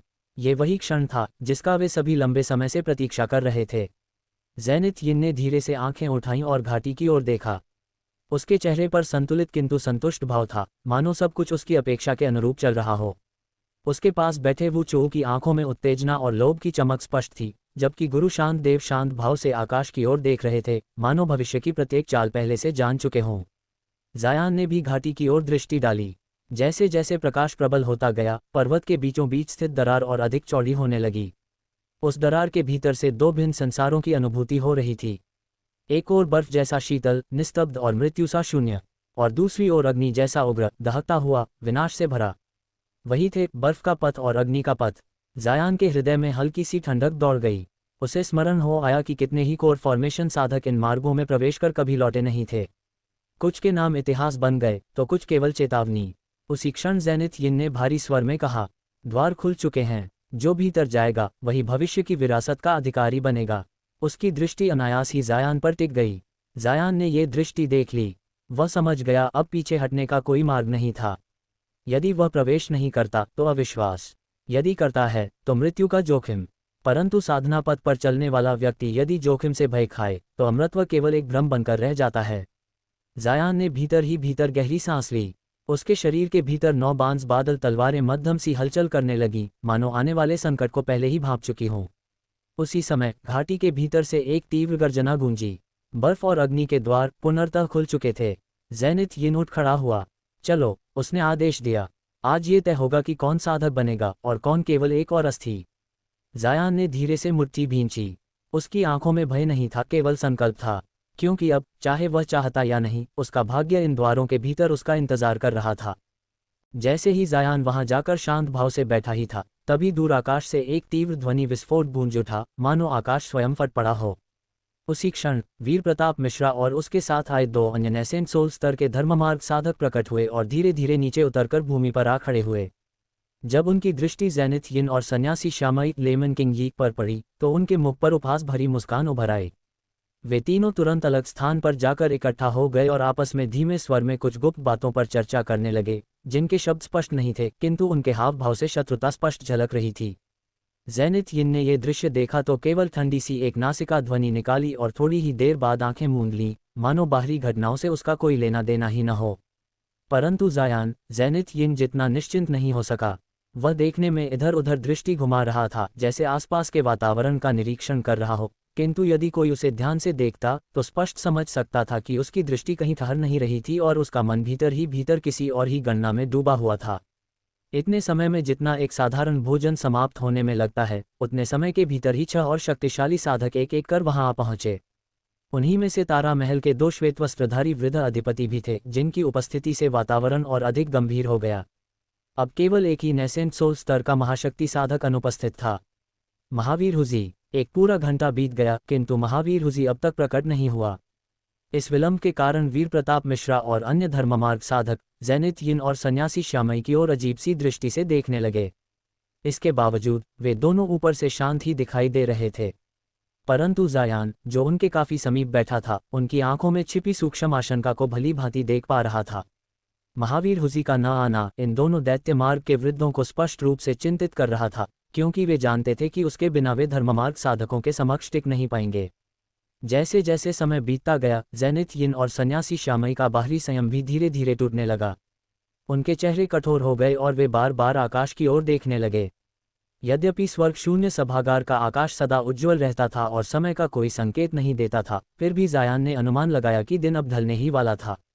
उसके मन में एक विचार कौंधा, क्या ये संभव है कि दैत्य मार्ग का सर्वोच्च स्तंभ महावीर हुजी स्वर्ग शून्य सभागार में किसी विपत्ति का शिकार हो गया हो? यदि ऐसा हुआ हो तो ये स्थिति उसके लिए लाभदायक होगी या और अधिक घातक, ये वह स्वयं भी तय नहीं कर पा रहा था। जैसे जैसे दैत्य मार्ग साधकों की बेचैनी बढ़ी, वैसे वैसे धर्म मार्ग साधकों की दृष्टि में क्रूरता और अधिक झलकने लगी। तभी अचानक दूर आकाश से तेज चीरते हुए सीटी नाद गूंजने लगे। वे सीटी ध्वनियां इतनी प्रबल थीं कि आसपास खड़े सभी साधक क्षणभर को असमंजस में पड़ गए। परंतु जैसे ही ज़ेनिथ यिन और कन्फ्यूशियसी वस्त्रधारी वृद्ध अर्थात सन्यासी श्यामई ने उन ध्वनियों को सुना, उनके चेहरे पर राहत की मुस्कान आ गई और उन्होंने एक दूसरे की ओर देखकर सिर हिलाया। सन्यासी श्यामई ने मंद स्वर में कहा, लगता है कि महावीर हुजी का मूड आज काफ़ी अच्छा है। निश्चय ही उसे कोई अप्रत्याशित लाभ प्राप्त हुआ है। ज़ेनिथ यिन ने सिर हिलाते हुए उत्तर दिया, इसमें अप्रत्याशित क्या होगा? अधिक से अधिक उसने उत्पत्ति फल जेनेसिस फ्रूट को बिना किसी बाधा के प्राप्त कर लिया होगा। इसी बीच दूर आकाश में पीले प्रकाश का एक गोला प्रकट हुआ, जो उल्कापिंड की भांति तीव्र गति से उनकी ओर बढ़ने लगा।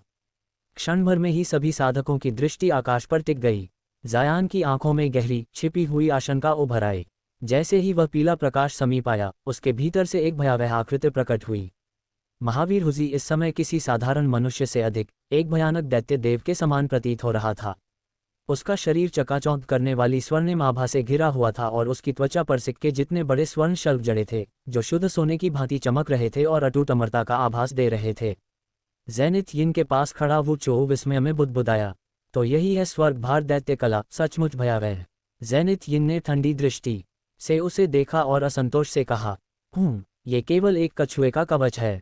जिस दिन मेरी गहन यिन कला पूर्णता को पहुंचेगी, वह इससे तनिक भी कमजोर नहीं होगी।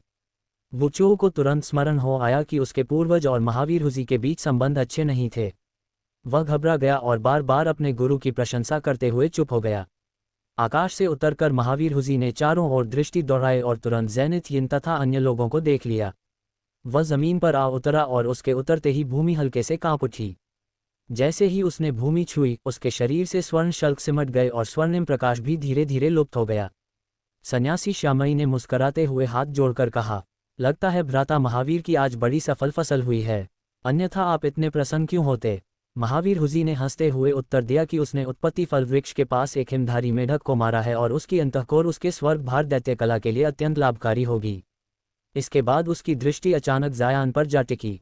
उसकी आंखों से निकली ठंडी पैनी दृष्टि ने ऐसा दबाव डाला कि जायान का शरीर क्षणभर में जकड़ गया, मानो उसके प्रत्येक अंग पर हजारों किलोग्राम का भार रख दिया गया हो। सबसे भयानक बात यह थी कि महावीर हुजी की दृष्टि मानो उसके शरीर और मन दोनों को भेदती चली जा रही थी। जायान का चेहरा पीला पड़ गया, पर उसने तुरंत महाविकास साधना विधि को संचालित किया। कुछ ही क्षणों में उसका मन स्थिर हुआ और शरीर पर पुनः नियंत्रण लौट आया।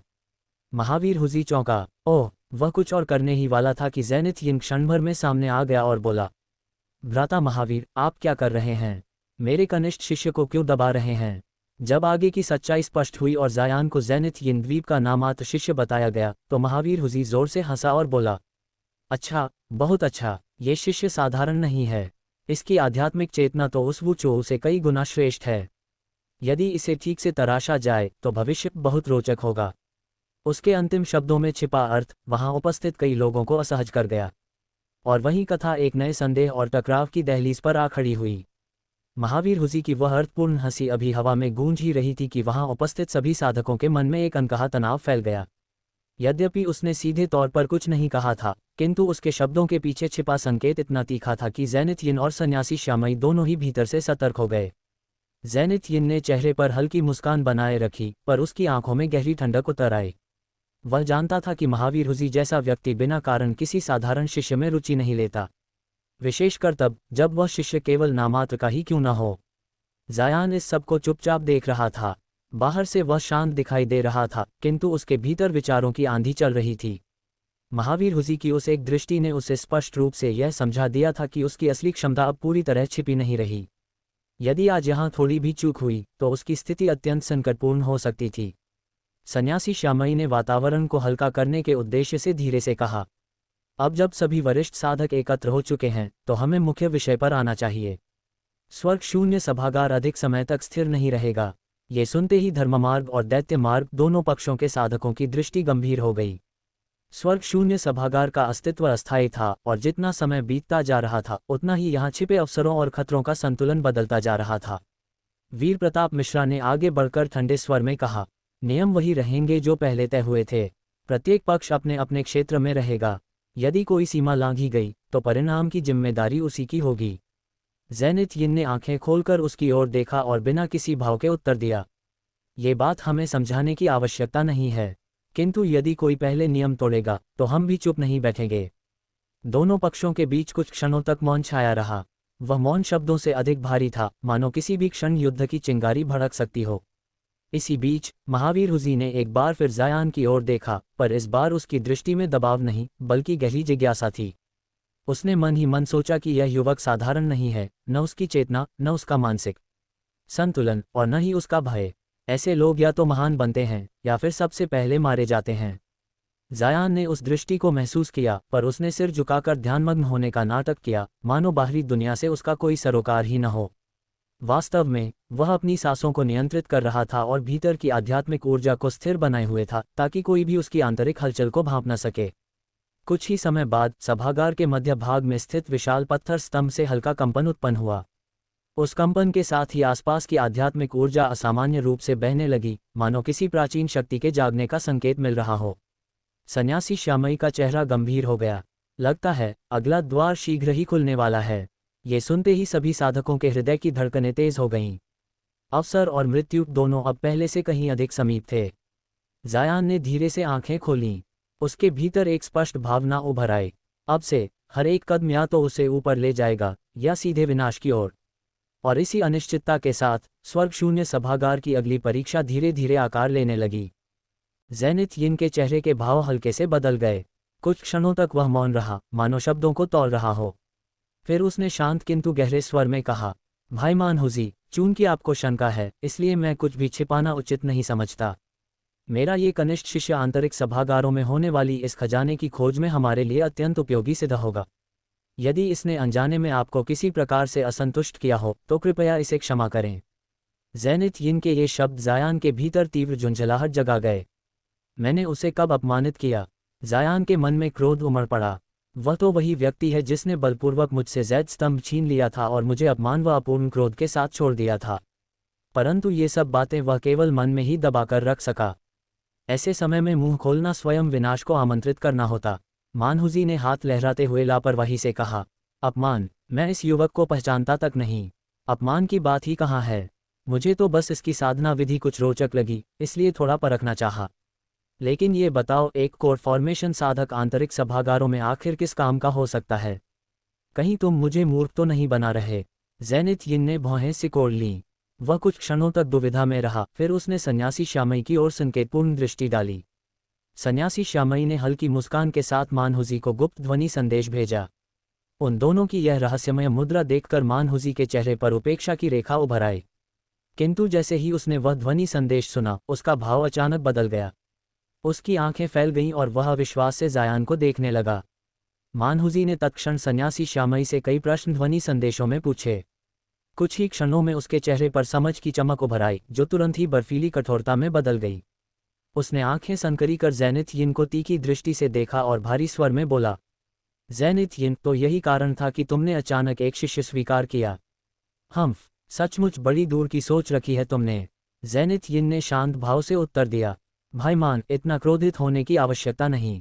यदि तुम भी ऐसी परिस्थिति में होते तो संभव है तुम भी यही उपाय अपनाते। और फिर हमने यह बात तुमसे छिपाई भी नहीं। हमारा उद्देश्य खजाने पर एकाधिकार जमाना नहीं है। आगामी खोज में हमें तुम्हारी शक्ति की आवश्यकता होगी। कुछ समय तक सोचने के बाद मानहुजी का भाव स्थिर हुआ। उसने गंभीर स्वर में कहा, यदि मैं हस्तक्षेप न करूं तो वान तिएनमिंग और उन पाखंडी धर्ममार्गियों में से कोई भी तुम्हें खजाना लेने का अवसर नहीं देगा। ठीक है, पहले व्यापार की बात स्पष्ट कर लें। यदि खजाना मिला तो बंटवारा कैसे होगा? सन्यासी श्यामई ने बिना विलंब उत्तर दिया, खजाने को 4 भागों में बांटा जाए। ज़ायान सहित हम चारों को समान हिस्सा मिले। ये सुनते ही मानहुजी का चेहरा कठोर हो गया। व्यंग्यपूर्ण हंसी के साथ उसने कहा, श्यामई, क्या तुम मुझे इतना मूर्ख समझते हो? क्या सच में तुम्हें लगता है कि तुम वान तिएनमिंग का सामना कर पाओगे? और ऊपर से समान बंटवारे की बात। सन्यासी श्यामई ने हल्की आह भरी और हंसते हुए कहा, क्रोधित मत हो भाईमान। ये सही है कि यह प्रस्ताव पुनर्तः न्यायसंगत नहीं है। तो फिर तुम्हारा क्या विचार है? मानहुजी ने गंभीरता से कहा। मुझे परवाह नहीं कि तुम लोग कितना लेते हो, मुझे खजाने का आधा भाग चाहिए। वान तियनमिंग अकेला ही तुम दोनों के लिए पर्याप्त है। यदि मैं उससे भिड़ूंगा तो आधा हिस्सा मेरा अधिकार है। यह मांग ज़ेनिथ यिन और सन्यासी श्यामई के लिए अप्रत्याशित नहीं थी। वे इसकी तैयारी कर चुके थे। ज़ेनिथ यिन ने शांत स्वर में कहा, आधा हिस्सा, तुम्हारी भूख वाकई बड़ी है, पर यह मत भूलो कि मेरे शिष्य के बिना हमारी सफलता की संभावना नगण्य है। उसे भी हिस्सा चाहिए। मानहुजी ने उपेक्षापूर्ण दृष्टि से ज़ायान को देखा। एक कोर फॉर्मेशन साधक भी हमारे बराबर हिस्सा लेगा। ज़ायान के चेहरे पर क्षणिक हलचल हुई, पर उसने स्वयं को तुरंत स्थिर कर लिया। ज़ेनिथ यिन ने दृढ़ता से कहा, यदि वह एक साधारण आवारा साधक होता तो निश्चय ही कोई हिस्सा नहीं मिलता, किंतु वह मेरा शिष्य है और उसे हिस्सा मिलेगा। मानहुजी कुछ कहने ही वाला था कि सन्यासी श्यामई ने बीच में हस्तक्षेप किया। लड़ने की आवश्यकता नहीं, ऐसा करते हैं, खजाने को 5 भागों में बांटते हैं, 2 भाग भाईमान के और शेष 3 हम में। क्या यह उचित नहीं? मानहुजी कुछ क्षण मौन रहा, फिर दाढ़ी सहलाने लगा। ज़ेनिथ यिन ने गहरी आवाज में कहा, मुझे ये स्वीकार्य है। तुम्हारा क्या विचार है, भाईमान? मानहुजी ने भौहें सिकोड़ते हुए कहा, ठीक है, पूर्ण संतोष तो नहीं, पर पहले से बेहतर है। उधर जब दैत्य मार्ग के वृद्ध साधक भविष्य के खजाने का बंटवारा कर रहे थे, उसी समय धर्ममार्ग के साधक भी गुप्त चर्चा में लगे थे। वान तियनमिंग ने कहा, तियानवुजी, चिंता मत करो। यद्यपि मेरी स्वर्ण सूत्र रेशम कीट की सफलता की संभावना कम है, पर हमारे पास आकाशी नील पुष्प है। यदि उसे खिला दिया जाए तो सफलता की संभावना 4% तक पहुंच सकती है। तियानवुजी ने लज्जित स्वर में कहा, मैं बस मन की अस्थिरता के कारण चिंतित था। लगता है मेरी साधना को अभी और परिष्कार चाहिए। वान तियनमिंग ने हंसते हुए कहा, हम साधक हैं, अमर नहीं। इच्छा होना स्वाभाविक है। इसी क्षण विशाल पर्वत से नीले लाल प्रकाश की तीव्र लहर उठी। घाटी का प्रवेश द्वार कांप उठा और 2 मार्ग प्रकट हुए। एक पत्थर पट्टिका पर लिखा था, गहन स्फटिक पथ, और दूसरी पर दहकती शिला पथ। तभी ज़ेनिथ यिन ने उत्साह से कहा, ज़ायान, चलो, अग्नि और हिमपथ के पार फिर मिलेंगे। मैं स्वयं तुम्हें नहीं ले जा सकता, पर तुम्हें एक रक्षा रत्न दूंगा। कुछ सोचकर ज़ायान बोला, मैं दहकती शिला पथ चुनूंगा। ज़ेनिथ यिन ने तुरंत एक गहरे नीले जैद ताबीज़ को निकालकर उसे थमा दिया। इसे संभाल कर रखना, इसके साथ तुम्हें कोई कठिनाई नहीं होगी। ये देखकर मानहुजी ने नकली मुस्कान के साथ कहा, अरे, ये तो आश्चर्य है, इतना कंजूस व्यक्ति भी उदार हो गया। क्या ये तुम्हारा श्वेत गेंडा प्रतीक नहीं है? ज़ेनिथ यिन क्रोधित नहीं हुआ। इसके विपरीत उसने आंखें घुमाईं और हल्की हंसी के साथ उत्तर दिया, मेरे कनिष्ठ शिष्य की साधना अभी बहुत उथली है। उसके गुरु के रूप में उसका ध्यान रखना मेरा स्वाभाविक कर्तव्य है। यद्यपि श्वेत गेंडा प्रतीक एक मूल्यवान खजाना माना जा सकता है, पर मैं स्वयं गहन स्फटिक पथ से जाने वाला हूँ, इसलिए यह वस्तु मेरे किसी काम की नहीं।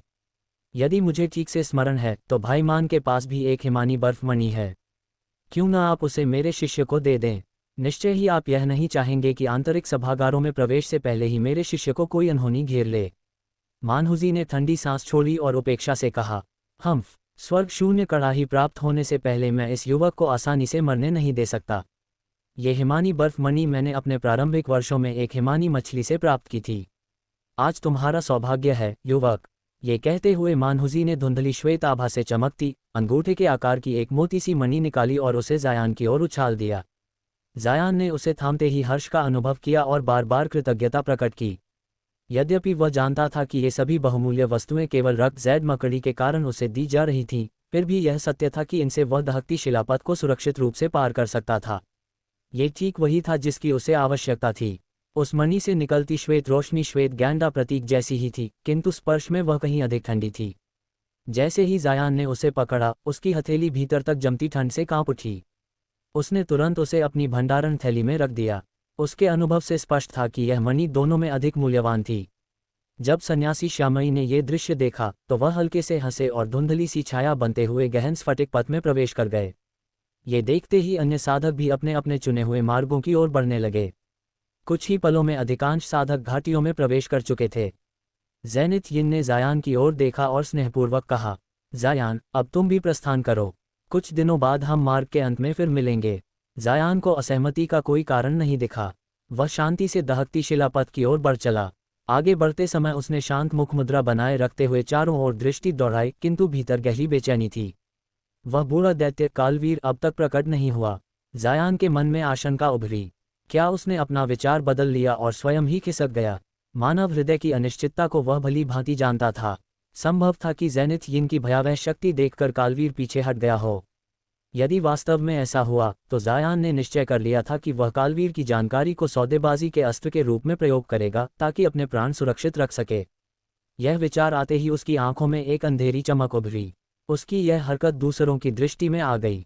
जायान को हल्का सा पश्चाताप हुआ ही था कि तभी उसके कानों में कालवीर की ध्वनि गूंजी। इधर उधर मत देखो, मैं पास ही छिपा हुआ हूं और अभी प्रकट नहीं होना चाहता। अपना सर्वश्रेष्ठ दो, ये परीक्षा पार करने के बाद हम फिर मिलेंगे। ये सुनते ही जायान के भीतर राहत की लहर दौड़ गई।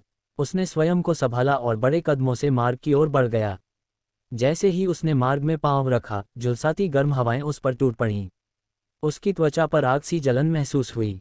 जायान ने भौहें सिकोड़ते हुए सामने देखा।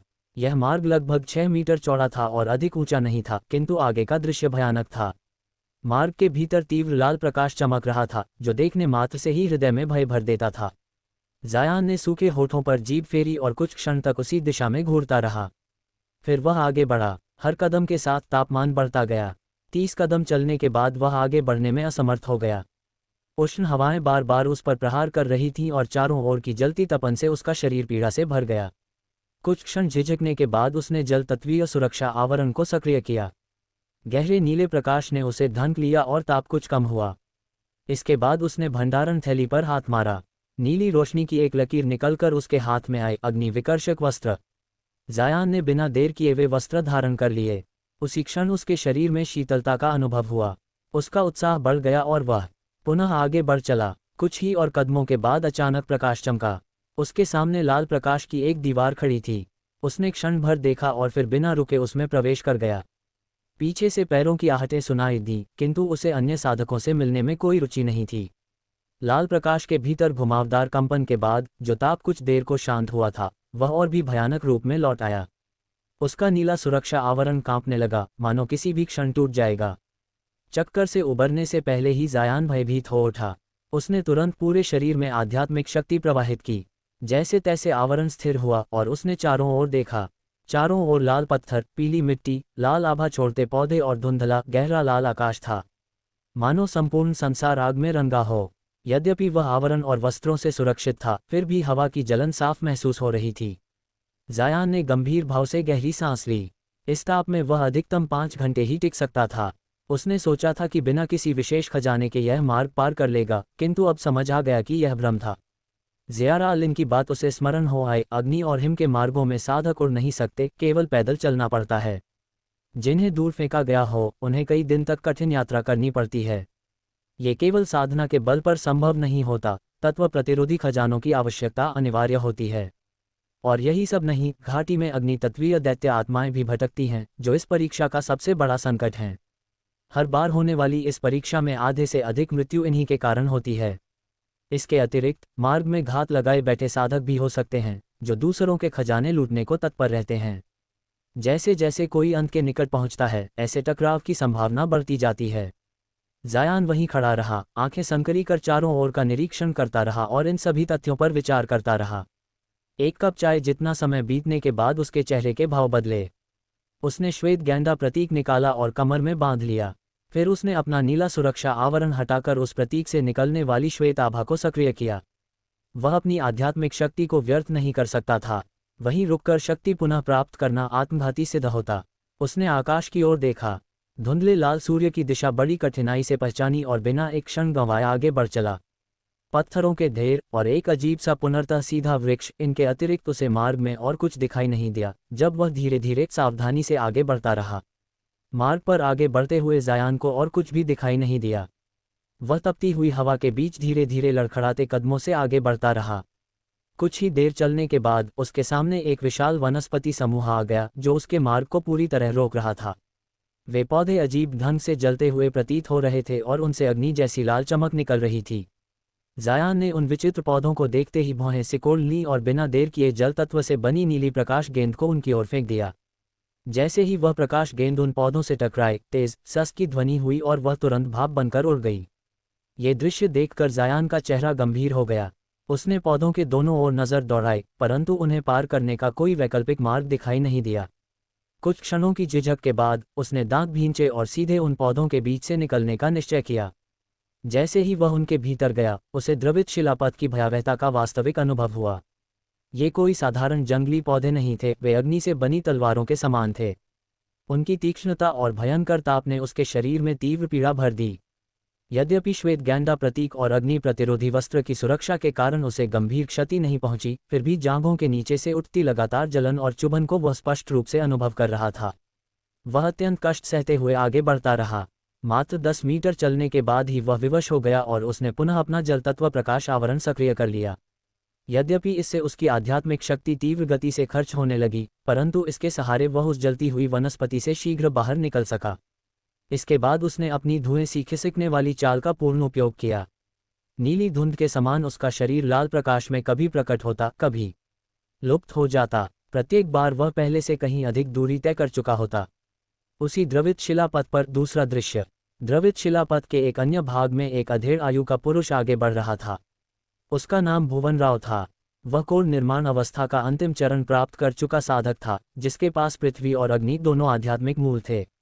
300 वर्षों से भी कम समय में उसने ये साधना स्तर प्राप्त कर लिया था, जिसके कारण आसपास के समुद्री क्षेत्रों में उसकी ख्याति दूर दूर तक फैल चुकी थी। जो लोग उसके निकट थे, वे यहाँ तक मानते थे कि आने वाले 100 वर्षों में भुवन राव के पास आत्मशिशु अवस्था नासेंट सोल स्टेज में प्रवेश करने की सर्वाधिक संभावना है।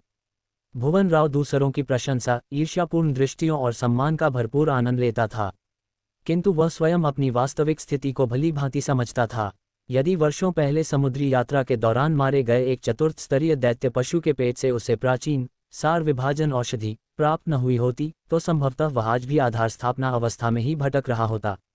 उस औषधि ने उसे प्राचीन आत्मा औषधियों की अद्भुत शक्ति का स्वाद चखा दिया था और 100 वर्षों की कठोर साधना को बचा लिया था। इसी कारण उसने स्वर्ग शून्य महल की इस यात्रा की योजना अत्यंत सावधानी से बनाई थी। उसने भारी मूल्य चुकाकर एक अग्नि ड्रैगन कीट खरीदा था। उसका इरादा था कि अवसर मिलते ही वह आंतरिक कक्षों में प्रवेश करे और उस कीट की सहायता से बिखरे तारा सागर में प्रसिद्ध सर्वोच्च रहस्यमय खजाना स्वर्ग शून्य कड़ाही को प्राप्त करे। कहा जाता था कि उस कड़ाही में अनगिनत अद्भुत खजाने और किंवदंती प्रसिद्ध स्वर्ग मरम्मत औषधि विद्यमान है।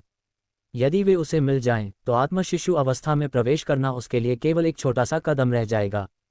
जब भव्य राव बूजू ने स्वर्ग शून्य महल में प्रवेश किया और अपनी आंखों से इतने अधिक आत्मशिशु अवस्था के विचित्र साधकों को एक साथ प्रकट होते देखा, तो उसके भीतर ऐसा सिहरन भरा आघात हुआ मानो किसी ने उसके सिर से पांव तक बर्फीला पानी उड़ेल दिया हो।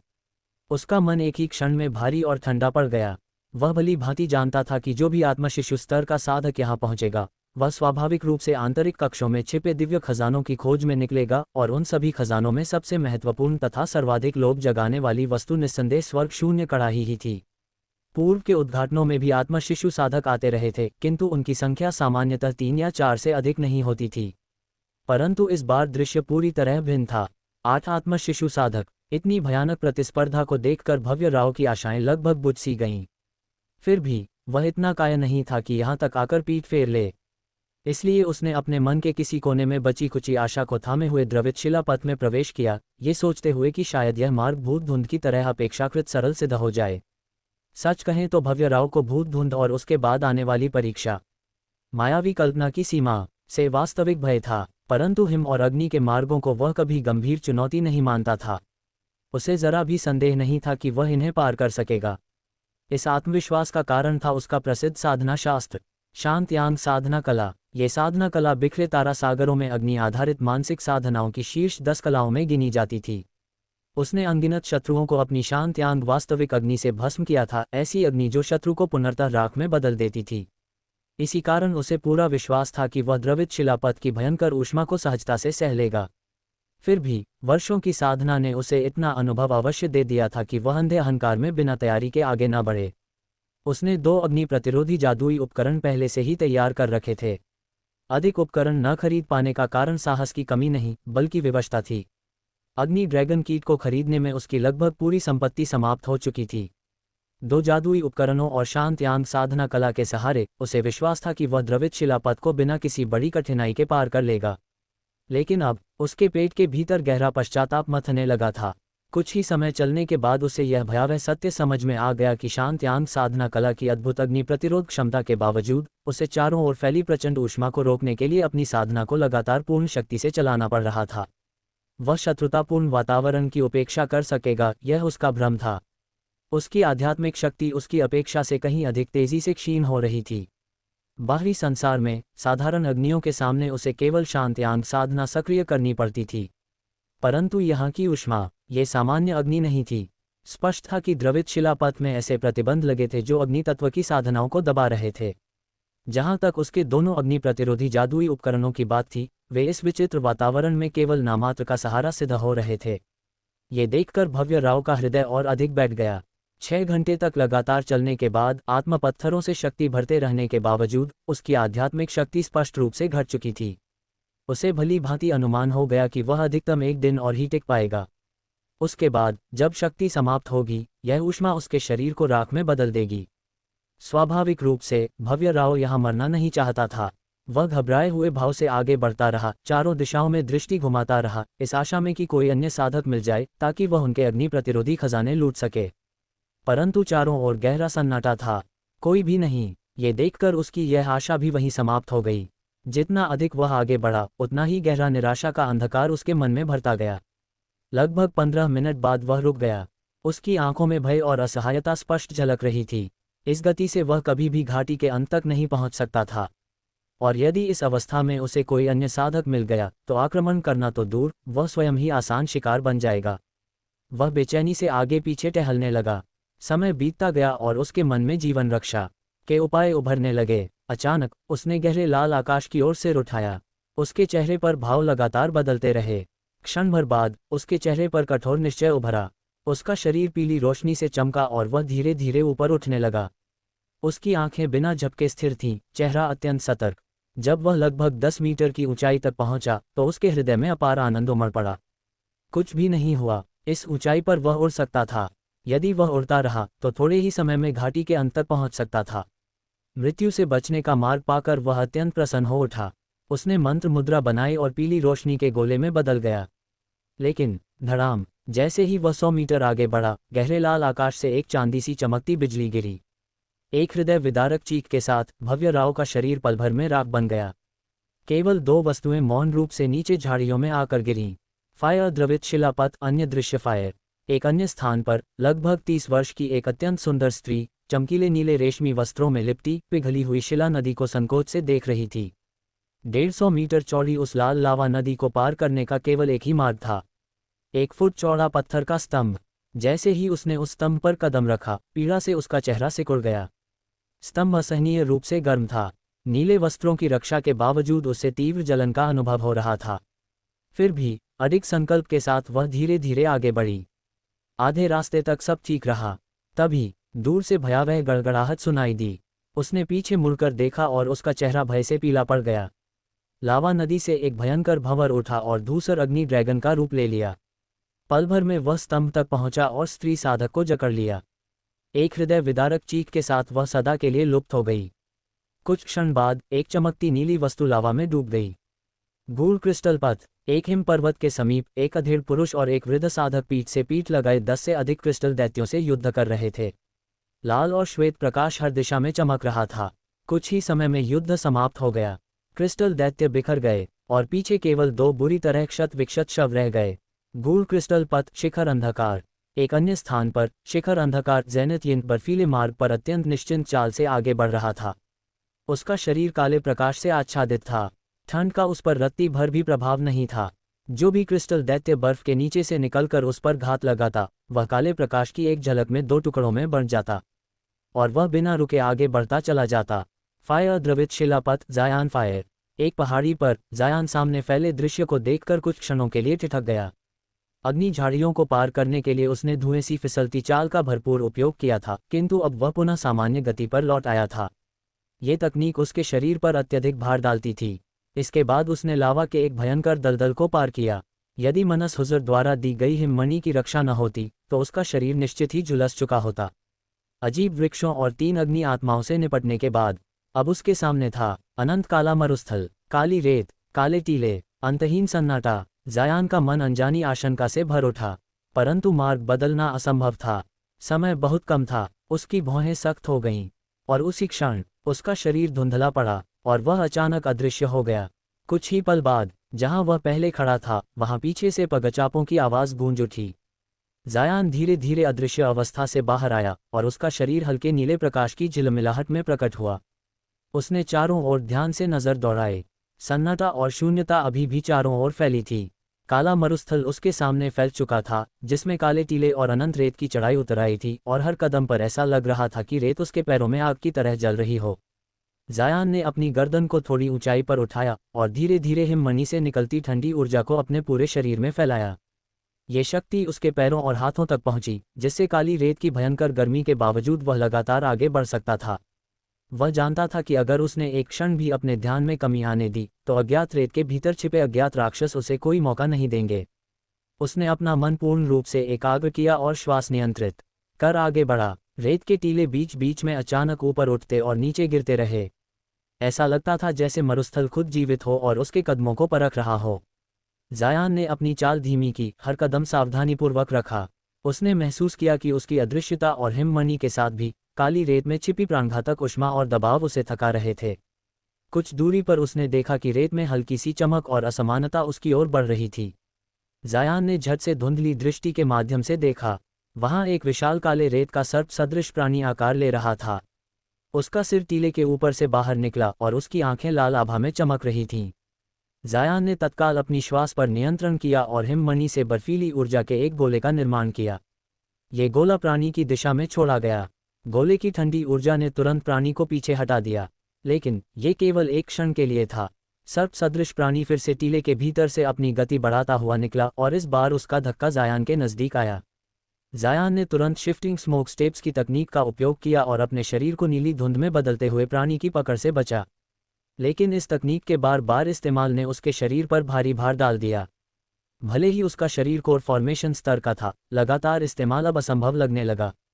उसी समय उसकी दृष्टि काले मरुस्थल के एक टीले के पीछे चमकती नीली रोशनी पर पड़ी। जायान ने झट से देखा, ये वही नीली आत्मा मणि थी जो किसी पिछले साधक के अवशेष के रूप में गिर गई थी।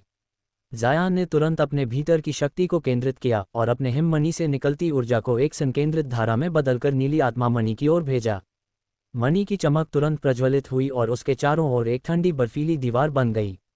सर्प सदृश प्राणी तुरंत पीछे हट गया और जायान ने यह मौका लेकर धीरे धीरे आगे बढ़ना शुरू किया। थोड़ी ही दूरी पर काले मरुस्थल में उसने देखा कि कुछ टीले अचानक हल्के लाल आभा में चमकने लगे। जायान का दिल धड़कने लगा। ये छिपे हुए अग्नि राक्षस थे जो जलती रेत के भीतर सो रहे थे। वह जानता था कि इन राक्षसों से टकराने का मतलब केवल एक ही था। यदि उसकी हिममणि या उसकी अदृश्यता कमजोर हुई, तो इनका प्रहार उसे राख में बदल सकता था। जायान ने अपने दिमाग को पूरी तरह साफ किया और एक गहन मानसिक अनुक्रम में अपने शरीर की गति और ऊर्जा को संतुलित किया। उसने सोच लिया कि अब वह सिर्फ धीमी लेकिन सुरक्षित चाल में ही आगे बढ़ेगा। हर कदम पर वह अपने चारों ओर की अत्यधिक गर्मी और दबाव को महसूस कर रहा था और उसकी सांसों में हल्का जलन सा उठ रहा था। काले मरुस्थल के बीच में, अनंत रेत और टीलों के बीच, जायान ने पहली बार महसूस किया कि यह परीक्षण सिर्फ शक्ति या तकनीक नहीं, बल्कि धैर्य, मानसिक एकाग्रता और रणनीति की परीक्षा भी है। और उसी क्षण, जैसे ही उसने आगे बढ़ा, उसके कानों में दूर से मृत्यु की हल्की आहट गूंजी। ये संकेत था कि कोई अन्य साधक, या शायद कोई प्राणी, उसके पीछे से तेजी से बढ़ रहा था। जायान ने धीरे धीरे अपनी स्थिति को कड़ा किया और मन में ठान लिया, अब पीछे मुड़कर देखना नहीं, केवल आगे बढ़ना है। जो भी खतरा हो, मुझे इसका सामना करना होगा।